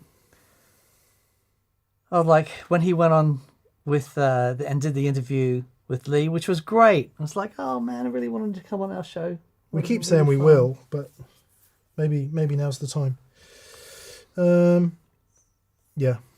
It's funny, you know, as a aspirant guitar player most of my life, worrying about tricky stuff and trying to play complex. One thing that bass playing has taught me is, of all the songs we play in that band, the ones that I probably enjoy the most are the ones where I can just lock in on fours. Yeah. And the pleasure that comes from that, not because necessarily the other stuff's hard to play, just from like, man, this is where the groove is. Yeah. And if you get that right, the rest of the band has a lovely time. I'm a big fan of it. completely. Mark Hunter. Hello, Mark. Hey, Mark. Mark says, hi, DNM. I just bought a used Fender Custom Vibrolux and it's got more hum than other amps I've owned. Can the hum be fixed or should I return it? Used Fender Custom Vibrolux. That's like one of the drip edge Oh, yeah. 68 ones, I Yeah, think, that- is what you mean, Mark. If it's not, tell us. Yeah, that can be fixed. So basically, you've got... Okay, first things to look out for are valves. Second things to look out for are the filter caps, the output filter caps in particular. If it's been... I mean, I don't know how old it is. And the filter caps should last a long time. But again, depending on how it's been used and stuff, it's possible that one of them could have an issue. But take it to a good tech and he'll be able to tell you in 5 minutes what It's it a is. relatively new amp, so it shouldn't be that, really. It shouldn't be the filter cap. So there'd be a valve. Yeah. And before you do that, check the obvious stuff. Right, number one, turn the amp on. Don't have anything plugged into it. Turn the volume to 0. When you turn it on, does it hum? Yes, there's a problem. It could be transformer, could be whatever. Turn the volume up. Does the hum get worse? That'll help you, blah, blah, blah. If when you turn it on, there's no hum, and the hum only starts when you plug your guitar in, then the problem is down chain. It's somewhere out of the amp, probably, unless there's something wrong with the input wiring. But it's always best to just check that obvious stuff first. Yeah. Someone said in the comments, apparently they're known for humming. Yes, Sean Eric Brooks said that amp is just a bad design. The circuit itself has a high noise floor and it has a lot of hiss and hum. That's part of the reason they discontinued it. That's really interesting. I know they took away one of the differences between. So if it's the series I'm thinking about, let's say you've got a 65 Deluxe Reverb, the black panel one, classic mid-60s Deluxe Reverb. In the later 60s, the panel went silver, right? And you got this drip edge thing. And I think that's what the 68 Customs are. Right, okay. So it would have a silver control panel, silver grill cloth, obviously. But one of the differences between those two amps in Deluxe Reverb form is they took away some of the negative feedback. Oh, To make it open more up a bit. urgent Yeah, sounding. okay. That in itself can introduce noise because Yeah. negative feedback is there to stop noise. Yep. So Tame all that stuff Could be down a that. bit. Could Yeah, be that. interesting. yeah. But yes, if it's not something really obvious, then could be worth talking to a tech. Yeah. Slinky, who's given us 20,000 cops. What is a cop?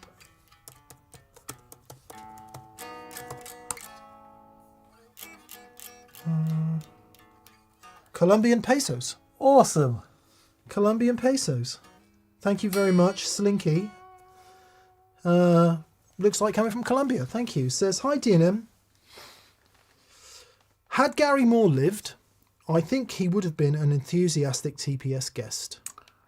Do you have any thoughts or anecdotes to share of Gary, gear or playing related? This is where we need Neville. Yeah. I only saw Gary play live once, and he was supporting BB King Wow. at Wembley Arena. And he was just amazing. Freaking loud. And it just came on and just exploded. And it was just wonderful. You know, just the vibe and energy. And yeah, I know people that knew him very well and just would always tell me about the joy and the deep passion that he had for playing guitar. He'd just play all the time and he just loved it. And he'd jam and he'd get friends over and jam and just loved it all the time. Neville tells that. So, really good friend of mine who used to be editor of Guitarist when I started on guitar magazines, and Nev got to know Gary really well. And I don't think it would be unfair to say Gary could be quite a closed guy, I think. And I think the number of people he sort of brought into his inner circle, so to speak, his trust circle was relatively small. Or at least that's what I'd been told. And Nev got to know him really well, and they used to go round there, and Nev would tell me that exactly what Dan just said. He was still just so passionate about guitar. Yep. And they'd be like handing each other guitars and saying, what do you think of this? Do you really like that? And he was always asking opinions about amps and pedals and things, and just cared deeply for it. I met him really briefly once, and it was just a handshake and a hello, so not really anything to report. But I did watch him play after that, and I was like, yeah, man. Defining moment for me might be the Fender Strat 50th anniversary concert or 60th anniversary, whatever it was. And he played Red House. Did he play Red House? I think he played Red House on his Fiesta Red Strat. And just he was one of those guys that just couldn't play out of tune. Yeah. His intonation and his attack to the guitar and everything about him, like Stevie Ray was another. Yep. And obviously there are others, but no note was ever even nearly out of tune. No bend was even nearly out of tune. Yeah. And the ferocity with which he took to the guitar was forever brilliant and amazing. I remember, was it 87 or 88? And someone played me Over the Hills and Far Away. And it was like, I'd never heard anything like it. It was remarkable. Yeah. And then he did a version of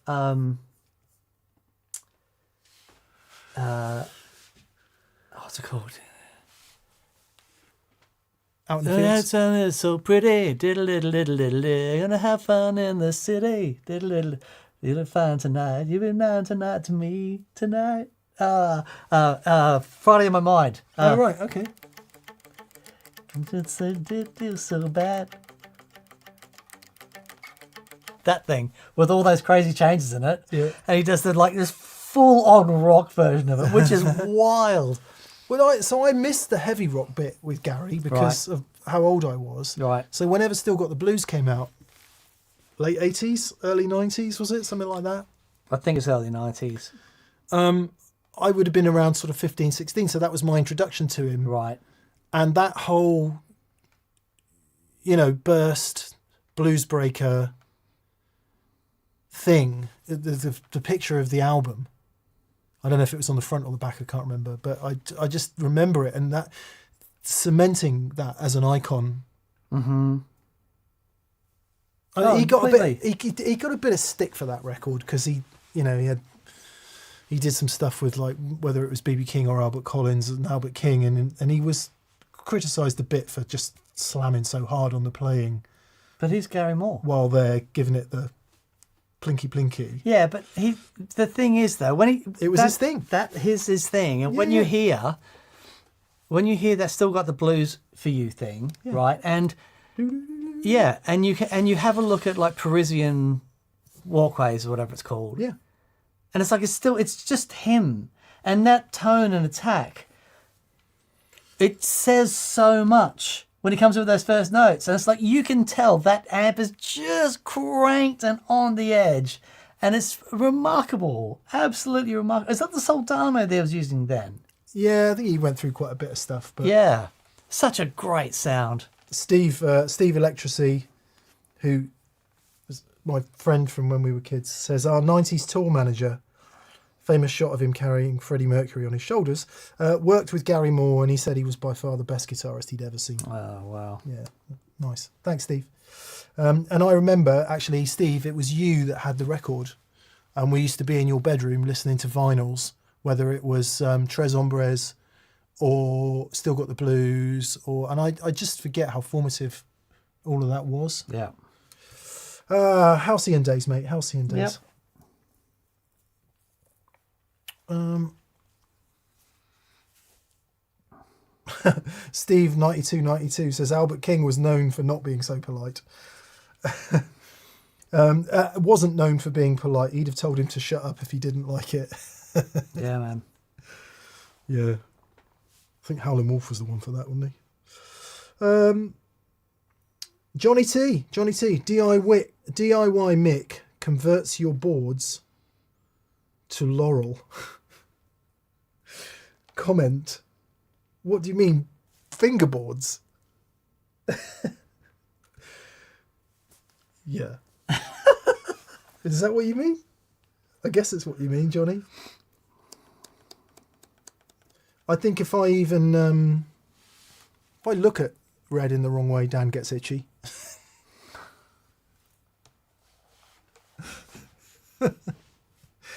Steve Mass, sad news from you, mate. He says, sending this in honour of our Portuguese water dog who passed last Tuesday. Oh, man. He says, sadly, the second dog we've lost inside 5 months. Give your dogs a hug and buy them a treat on me. Sorry to hear Sending that, love, Steve. mate. It's a brutal day. Oh, it's the time. We got to remember the time we had with him, haven't Yep. we? That's what we got to do. Yeah. That's what we got to do. Oh, best to you and yours, Steve. Airfire, Ed. Hey, Ed. He says, a reminder for everyone to pick up the guitars that may have gone unloved over the winter, tune up the strings, and give those non-main guitars some love. One of mine has even gone for a setup. Nice. Great. La Yeah, Magie. yeah. We do sort of collect things, don't we? And then semi-forget about them. Or they go unloved. Thanks, Ed. Stuart Ascot. Hello, Stuart. Hi, GNM. You said recently about in-ears. I use 2 notes cab M between my heads and cabs, so hear both acoustic sound and my in-ears with vocals and amps in the best of both worlds. How about exploring options? Thanks in advance. It's hard for us to do monitory stuff because I think you need to be in a stage environment for that. Yep. Really. Trying to do it in here would be tough. It'd be tough because you don't know what you're listening for. The whole thing about having good in-ear monitors, the tricky thing is to have a good mix of the band and to have the guitars at a level where you can feel it. And I just don't think you can do that without volume. Because the guitars a quiet guitar is a different instrument than a loud guitar. Yeah, Fundamentally changes everything. you also can't discount what happens when front of house comes up. Yeah. Because depending on the venue, that can either be really significant or not at all, depending on how far away from you they are and what the absorption is like in the venue. But, you know, you get your sound and it's all good on stage, and then front of house comes up and then all of a sudden everything changes. Because if it's a decent venue, it's crazy loud. So I often find that, I say often, in the times that I get to play bigger venues with really nice front of house, actually standing towards the front of the stage a bit, I'm getting my vibe there if the guitar can't be loud enough. Yeah, right. Just, trying to feel what they're mixing in front of house. A little bit. But It's funny. I on the weekend, what was it, Thursday night? Might have been, what night was Robin? It was Thursday night. So Robin's last gig in London before he moved to Italy. So I went down and he was having it was 2 nights, and I was only there on the Thursday night, and he was having some issues on the Wednesday night. So it's a venue that I've played. It's the 229 in London.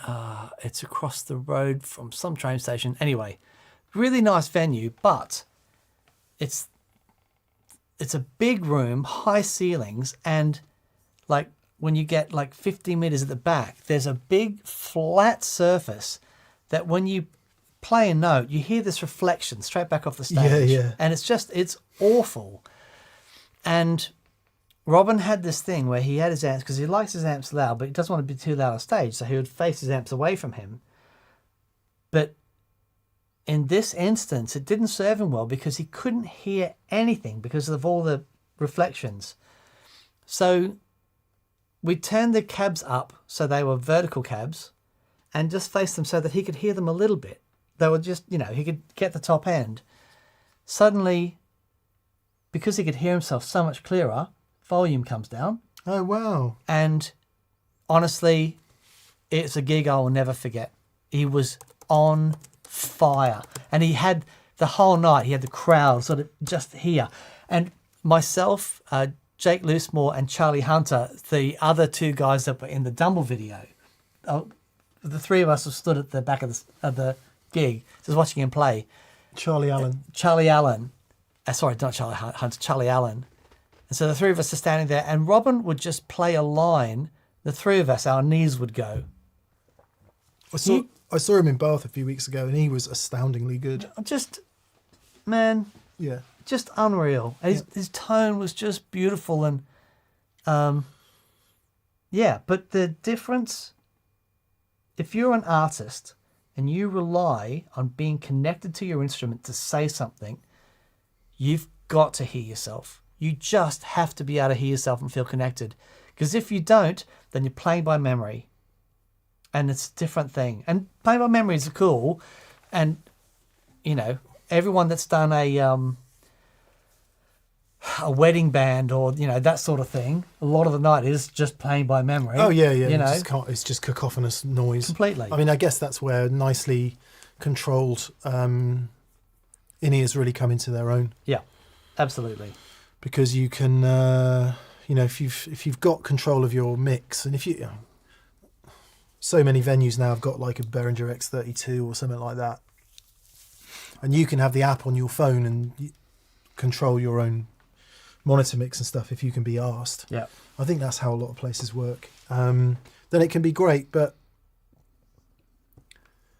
it's not hard to get it so badly wrong that it's just easier to take it out. And that's where you need it. Like if you've got a good monitor guy, Yeah. and you've got a set thing and it's the same night after night, then yeah, I'm sure. We were talking to a friend just recently who was playing a lot of big stadiums earlier this year, and he said, if you don't love in-ears, learn to love them. That was his exact quote. Yeah, learn to love them. Yeah. Yeah. Earlier last year. Hey Leggins says Square Wave Symphonies. Alex, how are you, buddy? Hey, mate. Thank you for your continued generosity, Alex. And thank you Yeah, that's very everyone kind, for your mate. Thank you. generosity. After 2 weeks of being knocked out by the flu, this is my first VCQ of 2026. Ah, no welcome. question. Just a lot of love for the Baritone Show. Keep up the great work. Much love from Alex. Thank you, buddy. Cheers, Appreciate bud. it. There's a lot of people down with grimness at the moment. Yep. Yeah, it's happening. Lots of grimness. Lefty O Bass, get well soon, Alex. Hope you're feeling much better, buddy. Yes, buddy. Lefty O Bass says, greetings from Soggy Brizzle.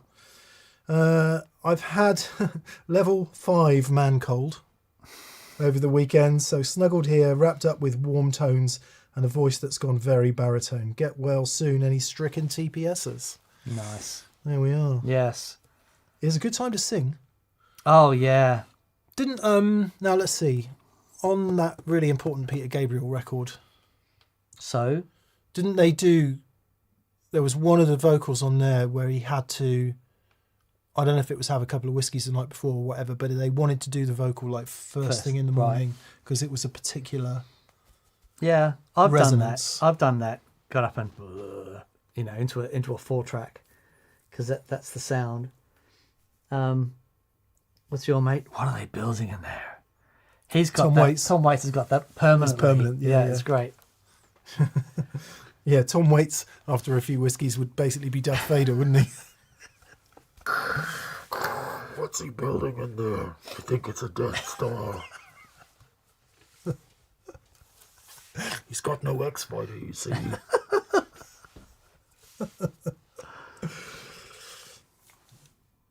Anyway, G Barge. Hey, G. Hey G, Greg, how are you, buddy? He says, dear gents, did you happen to see the video from Warren Hewitt and Wade Goecke, apologies, and his red mixing system? Beyond reach for home guys, but still exciting to see what's happening in that world. Peace in 2026. Yes. I haven't seen it. I'll have to check it out. Is that, presumably that's a vintage red mixing system, is it? I don't know. For those of you who don't know, red was EMI? Whatever was in Abbey Road, what the Beatles recorded on. Right.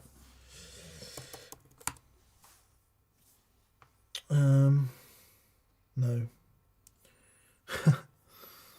Reddit is what my Google search wants to. No, I haven't. G. I'll check it out. We like Warren. He's a good man. Produced Like a Pro, I think his YouTube channel Right. used to be called, probably still is. Oh, didn't we see him in Germany in Gitcom. Yeah, that's the one. Yeah, Yeah. yeah, at Toman. We'll check it out, G. Love seeing all that old stuff. Yeah, Love for seeing all sure. that old stuff. Evening, Legends, says Paul Matulovic. Hey, buddy. Hey, Paul. Long time no chat. I've been busy after a promotion. Oh, Congratulations. yeah, well done, mate. It was fantastic to see the Joey 2 Rock again. Might I request it to feature on a show through the Bob Burt cab? Something in my soul says it would be magic. It's a pretty magic amp, to be fair. It is. It is a magical thing. What's the Bob Burt cab? Those 1x12s that I've got from, Oh, I know. yeah, those ones. Tell them. Yeah. So, Bob Burt, many years ago, his grandfather built a load of pine cabins. And after 100 years, that wood, basically, with the resin on it, basically petrified. And they were dismantling the cabins, and Bob kept all of the old pine so that he could make some cabinets out of. And I managed to get a couple of 1x12s, and they are resonant and beautiful and really magic 1x12s. Yeah. You know, Bob Burt makes really great stuff. He also makes a really cool boost pedal. But those cabinets are really special. Nice. BV and G Barge and Eagle Ray Rob are telling me that the new red thing is from Chandler. Oh, cool. Chandler being not the British guitar shop of old, but a very well-renowned American pro audio brand that make lovely compressors and pre's and all kinds of things. And apparently they've done a whole new desk, which Oh, wow. is tantalising. Tantalising. Neil Tutman's got himself a new Gretsch Black Falcon. Oh, Good on you, mate. Well Beautiful. done. Well done. Well done. amazing. Well done. Well done. That is a special thing, isn't it? That is a special thing. Ooh. Oh, that reminds me. I need to get in touch with Charlie Birchall next Nice. time, because I know they're playing again. So I have to get him on because he's such a beautiful guy, and you know what he does with Gretches and delays and stuff is really special. Plays in Simple Minds, Yes. for anyone who doesn't know. Memple Signs, That's Barley one. Churchill. Good. Timothy states. What does he state? Timothy states, says, Hi DNM. Thoughts on the OR30 so far? I would love to hear Dan dig in with Red or Butters. Would also love to see a Tele Custom show up on TPS. Loving the OR30. And what surprised us, I think, is it's got neodymium speakers in it, and they sound fantastic with that amp. I want to hear it with some other cabs just so that I'm not going crazy. Yeah, let's plug it in. What a wonderful sounding amp. I didn't believe it was EL84s when I plugged it Nobody in. would have believed. Because every EL84 amp, including Dan's Matchless, I can plug in and go, oh yeah, that's EL84s. Because it kind of goes and has a brittleness to it that I don't love generally. Doesn't work with Strats for me, even though it works with Strats for loads of people. But I can tell, right, immediately. AC15, AC30, Dr. Z's. I know it's EL84s. That thing, I'm like, no, it's EL34s, definitely. Yeah. It's not. Yeah. And it delivers in this thick, fat, way that I'm like, I like that. And it's hella loud. Yeah, so loud. I wonder It's if loud in a way that the Matchless is loud, which Yeah. is so unusual. Yeah. I wonder if it's cathode biased or fixed biased. I wonder if they've done something like fixed bias Gotta be fixed. with EL84s, Gotta which would be be. super, super groovy. Gotta be. I don't know. You'll tell us. It's really nice. And the other thing I love about it is like between 11 o'clock on the gain control and 1 o'clock, it goes from this is good. From hello. This is good guitar amp goodness to, oh yeah, You think you got some? Check me want out. some syrup on that? You know, it goes just like, whoa. Nice. There's the technical explanation. So yeah, maybe we'll give it a closer look. In respect of our terrible lack of orange amps on that pedal show over the years. But yeah, we like it a lot. Yeah. To answer the question. Yeah, And Timothy, we'll make sure Dan gives it some tallywhacking for you. Tallywhacker. Felix Threadgill. That is a name. Nice. Have you ever been a Bond villain? No, Mr. Bond. I want you to die. Felix Threadgill and his weapons manufacturing facility. Anyway, Felix, he says tarsals. Let's talk hand cramps. I'm getting them more over the past 5 years. Thumb cramp, claw hand. Do either of you face this? I stretch, but it still happens. So, my drummer used to get cramps all the time. Turns out he wasn't having enough salt. Apparently, Sodium. Sodium. You need a Deficiency. certain amount of sodium, and that helps with cramping. Oh. The other thing is... Step one, yeah, diet. So that's very important. Enough water, enough salt. Also, there's a... What's that thing when you get a calcium buildup in your... there's a sheath that the ligaments go through. Oh, yeah. Like carpal tunnel. Yeah, carpal tunnel thing. Yeah, just And- next to the... No, it doesn't matter. Next to the A34 tunnel. Mont Blanc tunnel. Yeah, no. Next If- to the Trout tunnel. If there are no other Troutle. symptoms, if it's just in one particular area and massaging doesn't work and diet doesn't work, it might pay to go and have a ultrasound on it and see if you've got any calcium deposits. And they can sometimes laser them and there are things that they Yeah. can do. Don't be in pain. No, It's don't not do worth that. being in pain. Do you have any historic injuries in those areas is a question I would ask. I tore a ligament here once, and then I broke a bone here, and I crushed these two here without any brokens, but did some ligament damage. This hand, not all at the same time, just over the years. This hand, I can feel a sort of borderline arthritic stiffness that is not in this hand Oh, interesting. at all. Right. And my hypothesis is that it is from former muscle and bone damage sustained in that hand. Now, this time last year, I had quite a lot of physiotherapy on my back because Right. I had a recurring back injury that was stopping me from running. And through that, physio happened to mention to me that she had arthritic pain in her wrists. Bearing in mind, she's a physiotherapist, right? A sports physiotherapist. Which is not so good. Her mother bought her a magnetic bracelet. And Yeah, I remember this. and she's like, Mother, I'm a physiotherapist. She's like, just try it. Pain disappeared. Yeah, that's amazing. Okay, so do what Dan says. Seek the advice of a professional.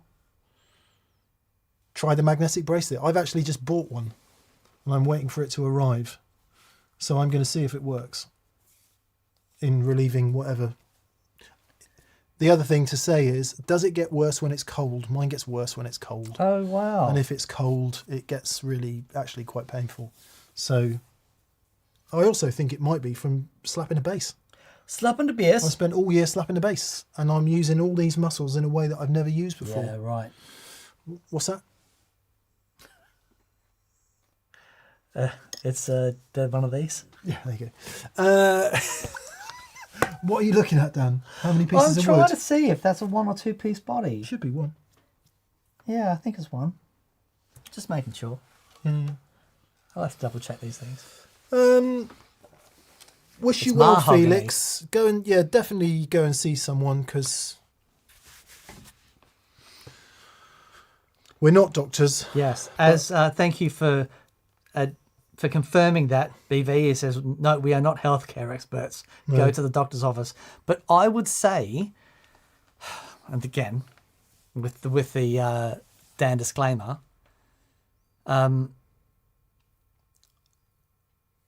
having visited doctors for various ailments over the course of my life. It's amazing what doctors do know, Yeah, and amazing what they don't know. I wouldn't make a doctor your first call. I would make a physiotherapist your first call. I would agree. Or a joint person. Yeah. Yeah. GP is like, drink some water, go home and rest. Sorry, GPs, but yeah. Oh, this is interesting. Steve Vai has worn an expensive... This is from James Davies.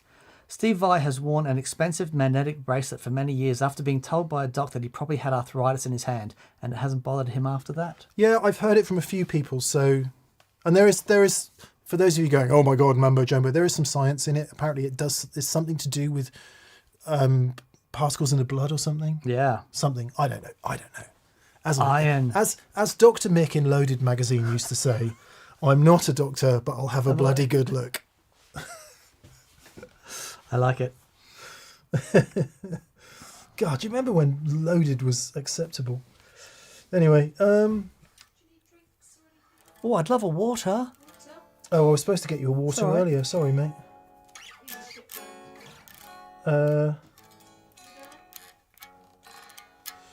Mick's got a coffee, I believe. Actually, I'm okay. I've got some tea still to drink. Thank you. That's nice.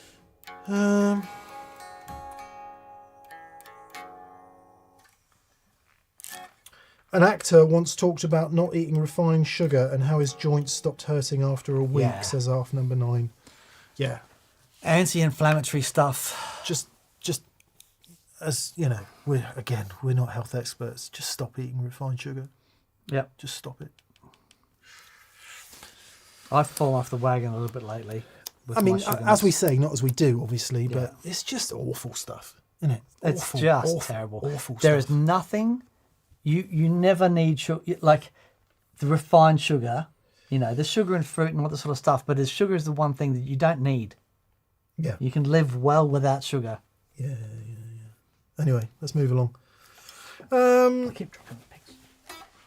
Nate Kearsey. Hey, Hi, Nate. Nate. Thanks for your super chat. He says, what advice would you give to a band from the US, to Europe? My band, Momo Voodoo, has been trying to book a tour, but making the proper connections is hard. I don't know that we're going to be of much use. Speak to Dudley. Dudley Ross. Speak to Dudley Ross to begin He'll with. know stuff. Dudley helps various musicians, people like Josh Smith, Kirk Fletcher, and others. Dud helps that. So find Dudley Ross. You'll know him. He's usually got a guitar in hand. Find him on Instagram or whatever. He might be able to point you in the right direction. Other than that, agencies, I don't know really. Yeah, the international stuff that I did was played Japan. Thank you so much. With Spirits, which was amazing fun, but generally it was touring you can get some international stuff doing covers. Hello, Rosie. But yeah, I don't really have anything to offer with that stuff. No, it's hard enough tough. booking local gigs. Some venues are tied to certain promoters, so you need to be in with a promoter. Yeah. So yeah, it's finding the promoter, I guess. I would also find bands that have done what you want to do. Yeah. And ask. Yeah. So many bands are up for just having the conversation. The more music out there, the better we are. Yeah. We're all off, I would also say, I don't know what style of music you play, Nate, but the Hungarian nose flute metal. that. Well, if that is your genre, or virtually any other, the anecdotal evidence we have from our American friends who come this way to play, some of them avoid the UK altogether, and they just stick in mainland Europe. There's just, certainly in Germany, Holland, in the middle of Europe, maybe Italy, and France, I don't really know, but Germany especially just seems to have a really good culture of club Yeah. type live music, and people go out to see bands, or at least that's what our friends have told us, right? Yeah. Whereas in the UK, can be hard work. Can be hard work depending on the style of music you play. And I hope the chat is full of people going, no, it's brilliant in the UK. Come and play here. And that might give you some leads. Yeah. Yeah, good luck, mate. Let us know how you get on. Yep.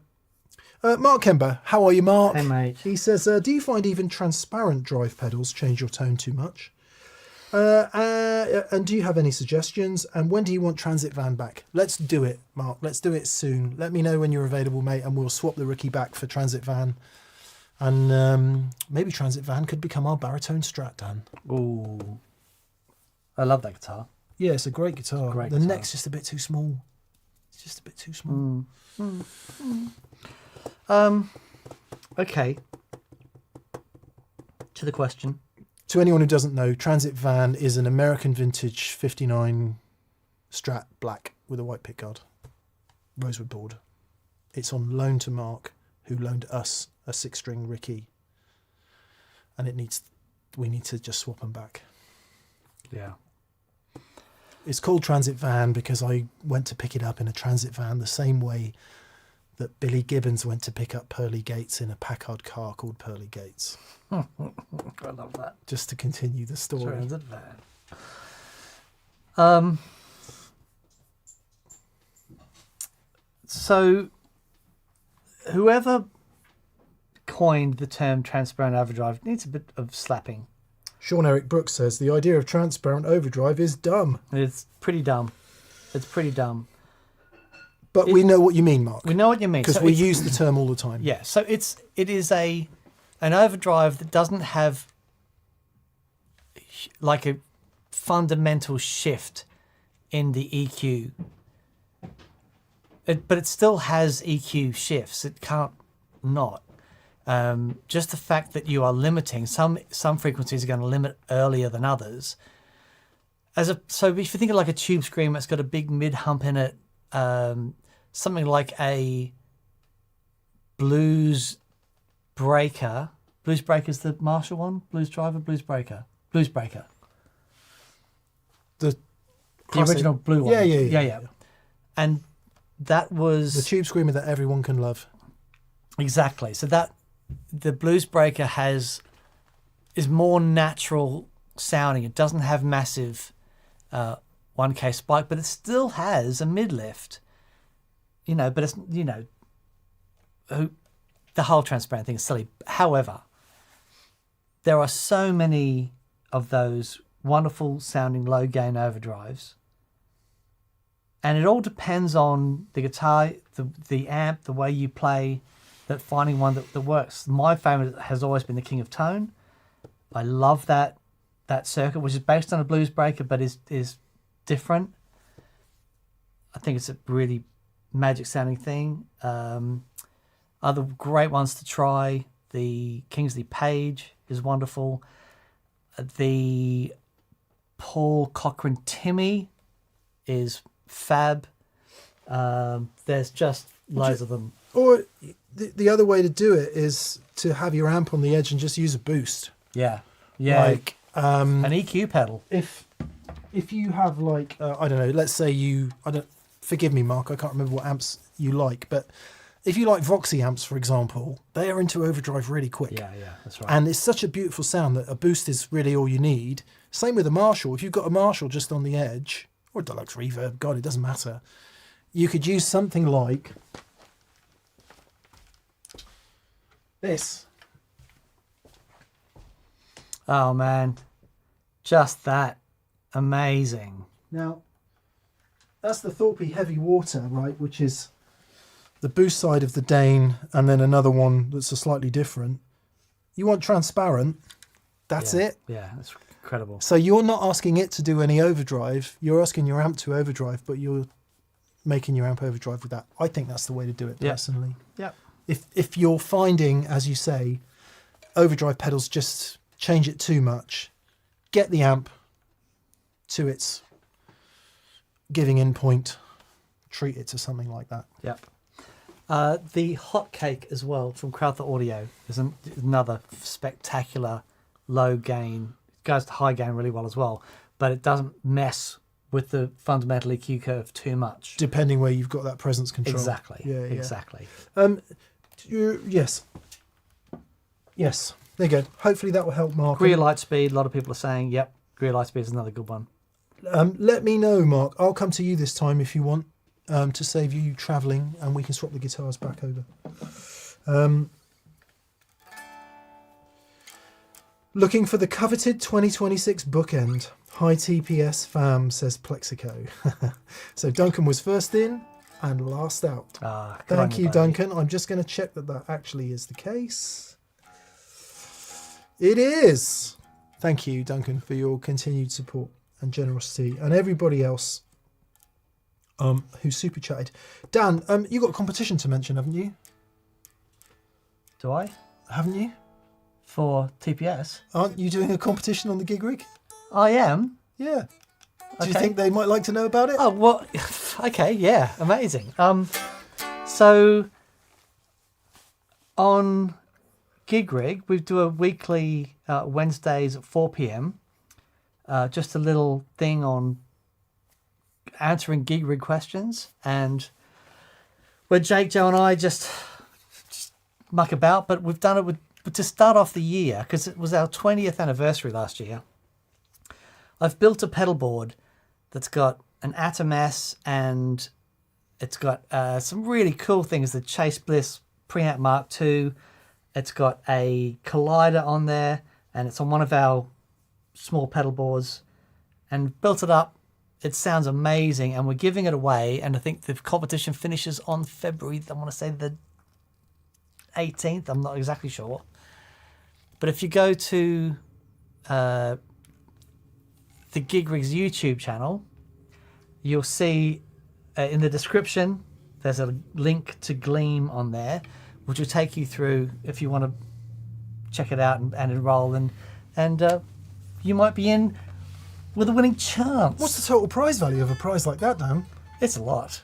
It's a lot. Well, the pedals alone are worth over $4,000, and then the fact that I've built it as well, and it's a lot. It's worth a lot of money. It's quite the competition. And the pedal board and everything. Yeah, the whole thing. So there you go. Please do it. Yeah. Just in case you didn't get that, you can get to it for the Gig Rigs YouTube channel. Yeah. Oh, thank you. There you go. I want to say a big thank you to Eagle Ray Rob and John Pardo, who've both said they like the boost in the Argo Boost Deluxe. Oh yeah, that's an amazing boost. Which I don't Top have shelf. here. Top shelf. Yeah, because it's the actual production one is on my pedal board, but this is the prototype. Oh, it doesn't have the red on it and the amazing graphics. But yeah, such a great pedal. Lovely, lovely boost as well as Octafuzz. Yeah. And available now from that pedal show store. Yeah. Here, what's that then? So, housekeeping. We need some music. Okay, please. Housekeeping music. We have 3 winners of the December giveaway. Pedals going to new homes are from Keeley, Manus, Neutrino. The Keeley, Manus. Oh no, they're from Keeley. They are the Manus, the Neutrino, and the Blues Disorder. Wow. Congratulations to Brian from Dublin in Ireland, Tim from London, UK, and Daniel from Brooklyn I need in to Brooklyn. do my brilliant finish. I Sorry. thought you'd finished. No, I'm not finishing. Who's the last one? Daniel from Brooklyn, New York.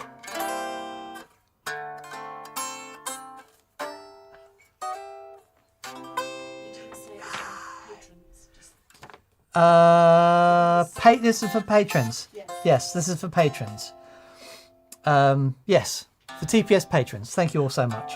And we'll be announcing January's giveaway later this week. So if you want to be a TPS patron and be in it to win it, yeah, please jump on over to patreon.com/That Pedal Show, and you'll find out.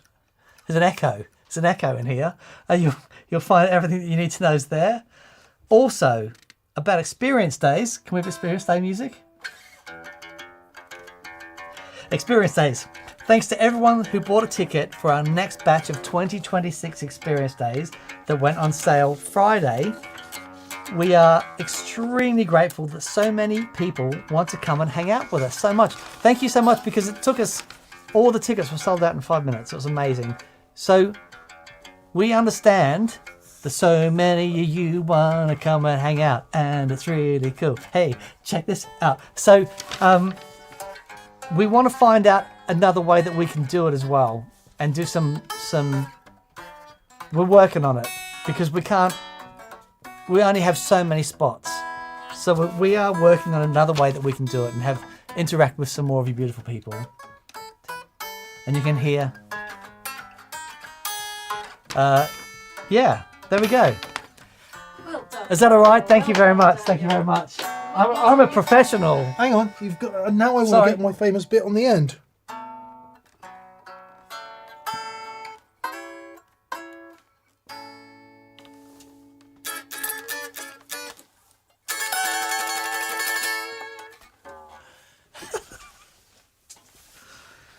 There we go.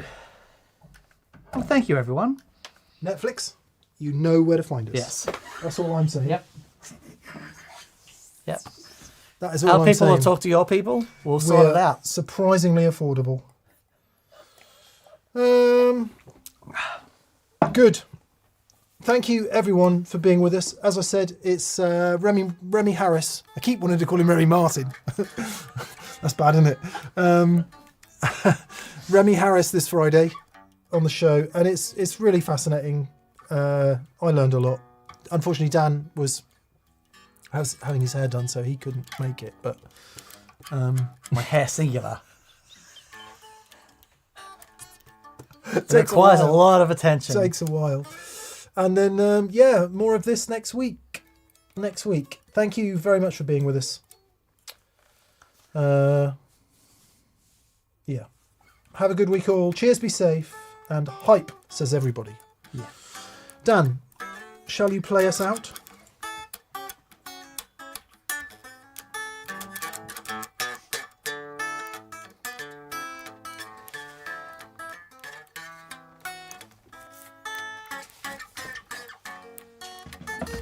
It's nice.